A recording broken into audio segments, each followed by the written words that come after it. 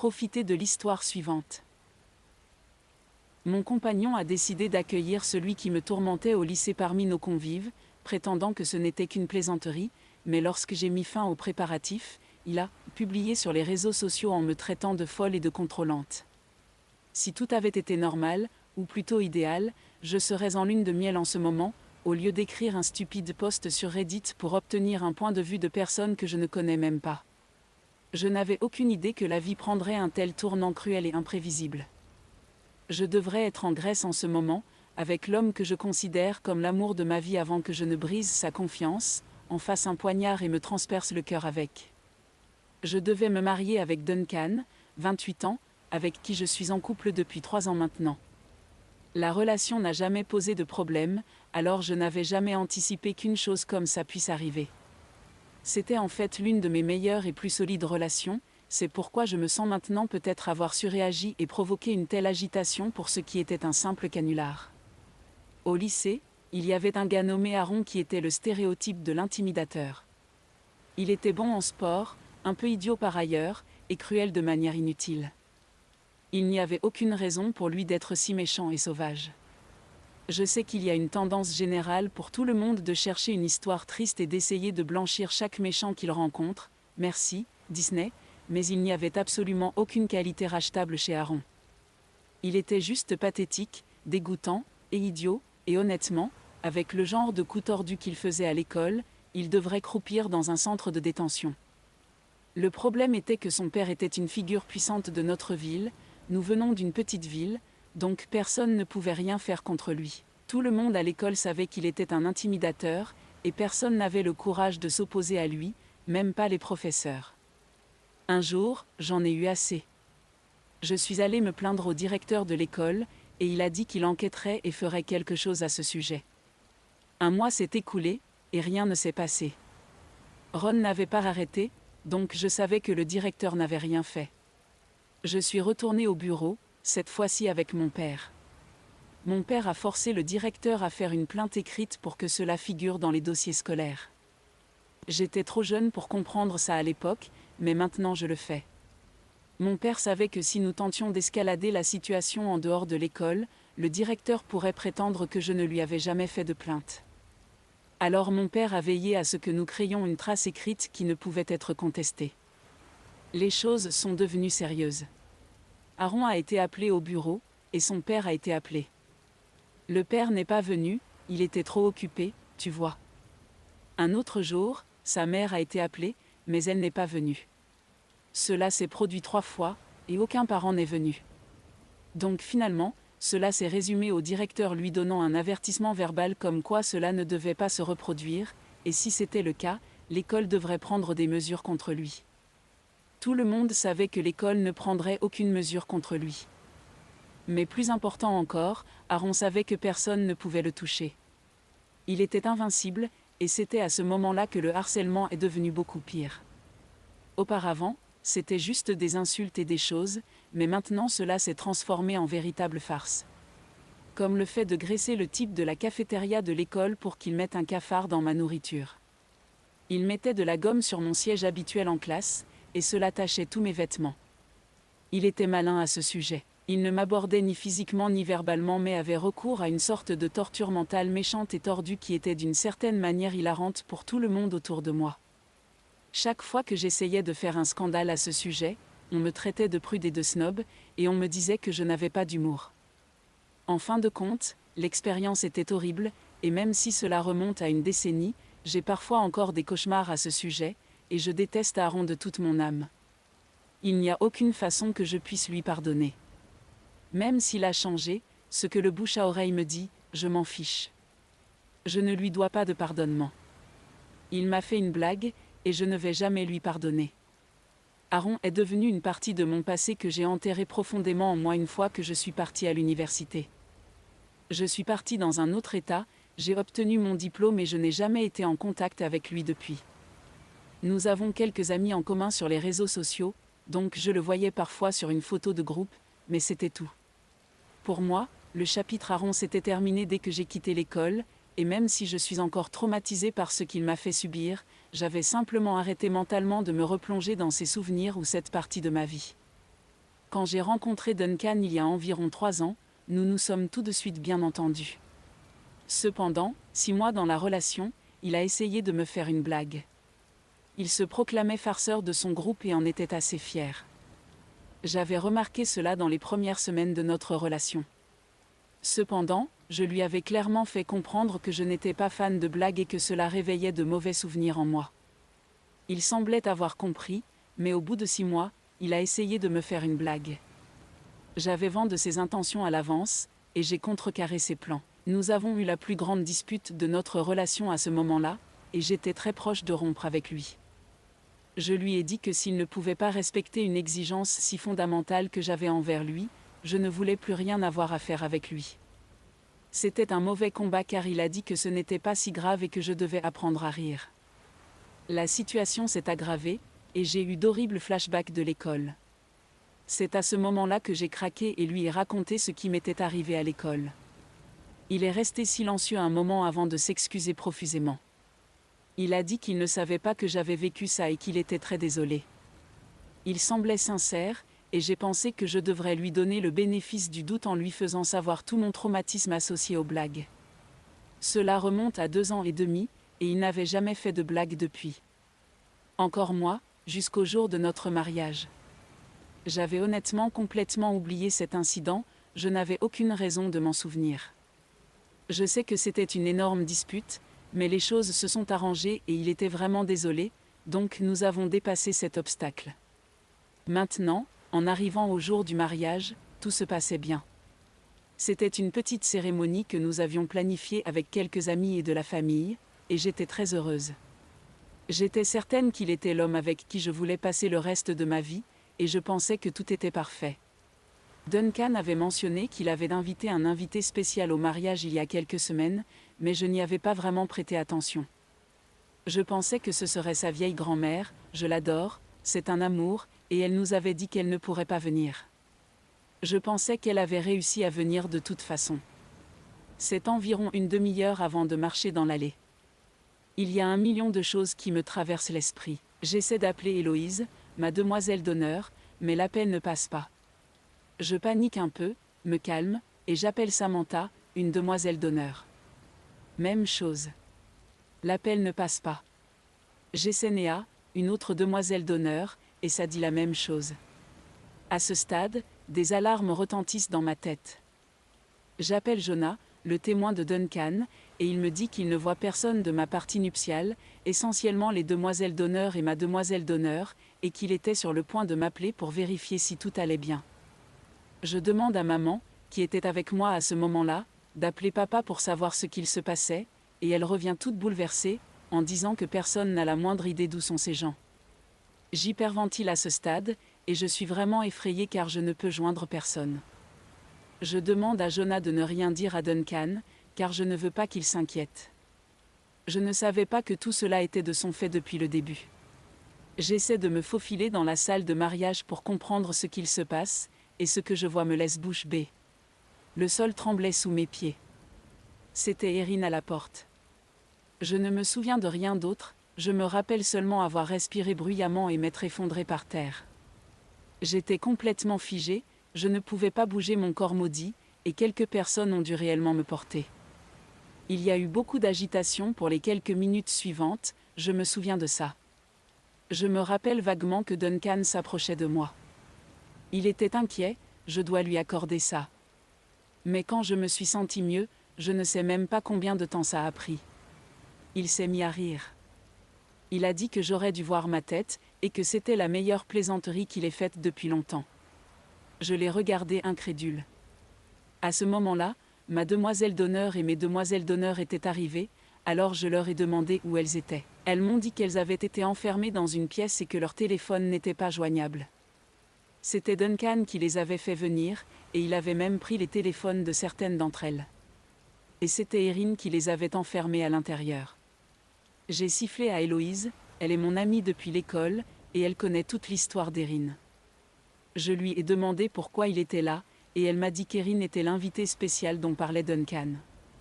Même à ce moment-là, je ne comprenais pas ce que ces gens racontaient, donc je leur ai demandé à tous de partir et j'ai dit à Duncan que je voulais lui parler.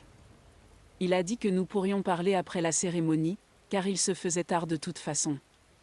Je n'ai pas cédé, et je lui ai demandé pourquoi Erin était là. Le truc, c'est qu'il savait qui était Erin. Je lui avais montré des photos de l'école, donc ce n'est pas comme s'il ne connaissait pas Erin. Apparemment, Erin a trouvé un emploi dans le même immeuble de bureau que Duncan, et les deux se sont en fait bien entendus il y a quelques mois. Quand Erin a découvert que j'étais celle à qui Duncan était fiancé, il était ravi, quel abruti, car il pensait que puisque nous avions une histoire amicale ensemble, les choses iraient mieux. J'ai demandé à Duncan pourquoi il avait encouragé Erin, ou est même devenu ami avec lui, et sa réponse était qu'Erin lui avait en fait dit la vérité sur la situation. En réalité, Erin prétendait qu'il n'était pas un tyran, mais plutôt un blagueur, et j'avais l'habitude d'être très sensible. C'est pourquoi Duncan a décidé qu'il était préférable qu'Erin vienne au mariage et que nous puissions enterrer la hache de guerre. J'étais trop stupéfaite pour parler. Je ne sais pas ce qui m'a pris, mais j'ai enlevé ma bague et la lui ai donnée. Je lui ai dit que c'était fini entre nous, et qu'il n'y aurait pas de mariage. Tout l'enfer s'est déchaîné. Je suis sortie, et annoncé que le mariage était annulé, remercié tout le monde d'être venu, et je suis partie avec ma famille. Je ne sais vraiment pas comment mes amis ont géré le désordre après ça, mais ils l'ont fait et ne m'ont pas dit ce qu'ils ont fait car ils ne veulent pas me stresser. C'était la semaine dernière et Duncan est devenu fou. Il a inondé mon téléphone, celui de mes parents, sa famille essaie constamment de rentrer en contact avec moi, mais je l'ai juste ignoré. Ces derniers jours, j'ai été tellement anesthésiée que je ne peux même pas penser correctement.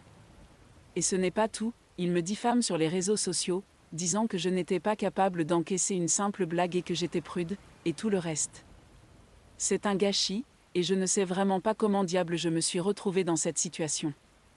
Tout était parfait entre nous, ce n'était pas censé se passer comme ça.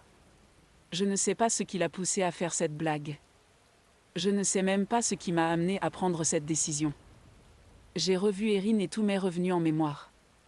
Et même à ce moment-là, je n'avais pas songé à annuler le mariage. Quand j'ai entendu l'excuse de Duncan et sa justification pour ce qu'il avait fait, j'ai juste craqué. Je ne pouvais pas croire que cet homme qui me connaissait depuis si longtemps, à qui je m'étais confiée et avait partagé la partie la plus traumatisante de ma vie, avait soudainement choisi de croire mon agresseur plutôt que moi. Il n'avait aucune raison de faire cela. Il ne m'avait même pas dit qu'Erin travaillait dans le même bâtiment. Pour moi, même le simple fait de l'associer était faux, mais peut-être que je réagis de manière excessive. Parce que je suis la cible des attaques sur les réseaux sociaux, et Duncan me maudit. Tout le monde dit que j'ai été très dramatique à propos de tout ça, et que c'était absurde de jeter 3 ans pour une simple blague. Mes parents et mes amis me soutiennent, et ils disent que j'ai eu raison de faire ce que j'ai fait. Mais ils disent aussi qu'à un moment donné, je devrais parler à Duncan, et je ne peux pas continuer à l'éviter éternellement. Je sais que je devrais lui parler, mais bon sang, je ne sais pas quoi dire. Je remets en question ma propre décision en ce moment. Peut-être que les autres ont raison. Peut-être aurais-je pu gérer la situation différemment. Même si j'étais contrariée, j'aurais pu simplement le régler d'une autre manière au lieu de tout faire exploser. Je ne sais pas quoi faire, et je ne sais pas où la vie va me mener. Mise à jour 1, cela fait 2 semaines depuis mon dernier message, et j'ai enfin eu un peu de temps pour réfléchir à ce qui s'est passé et pourquoi j'ai réagi de cette façon. Ce n'était pas facile, mais cela devait être fait. J'ai également lu chacun des commentaires que vous avez publiés, et même si je n'ai pas répondu à certains d'entre eux, je les ai tous lus.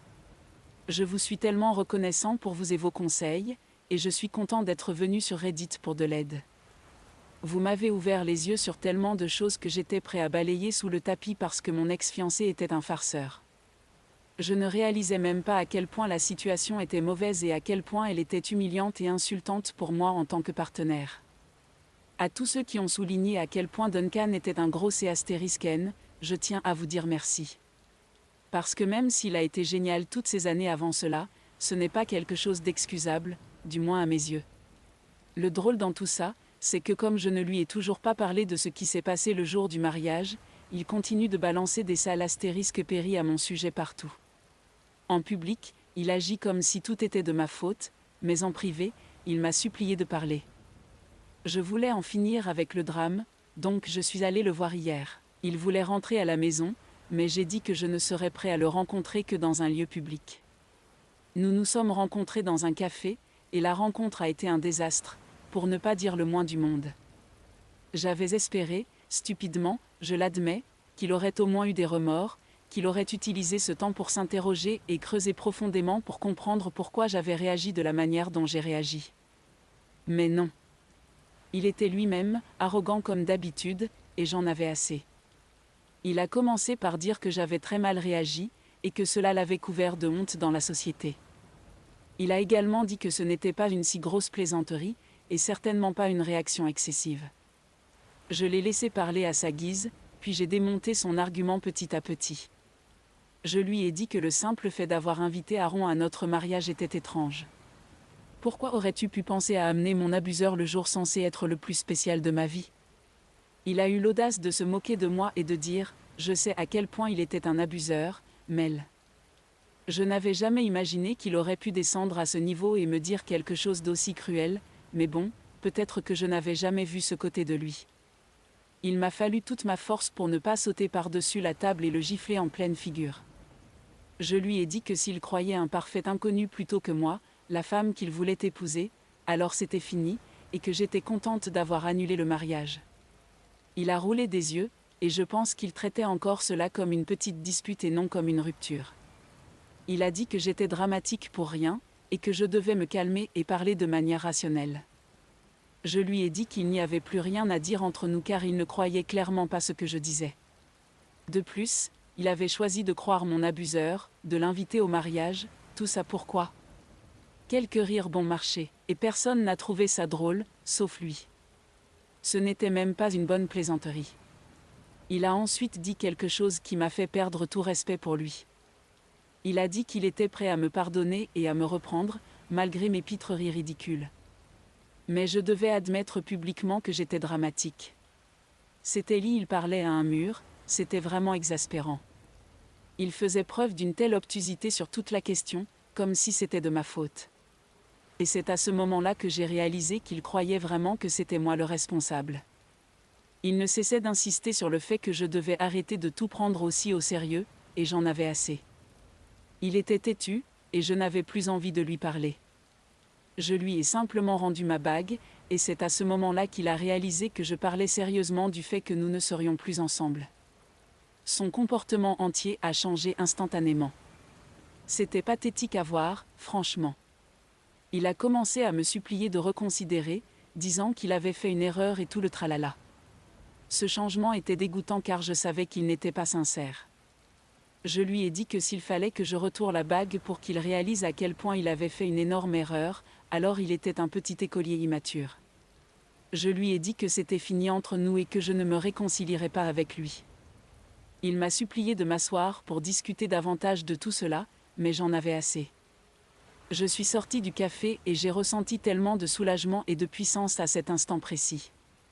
Le sentiment est indescriptible. Depuis, il bombarde mon téléphone d'excuses, disant qu'il réalise maintenant qu'il avait tort. Mais je n'ai pas du tout répondu. À quoi bon réaliser tout cela maintenant, alors que j'ai annulé le mariage et lui ai rendu la bague ? Je n'ai plus besoin de ces excuses malades. Je sais que ça va me faire mal à long terme.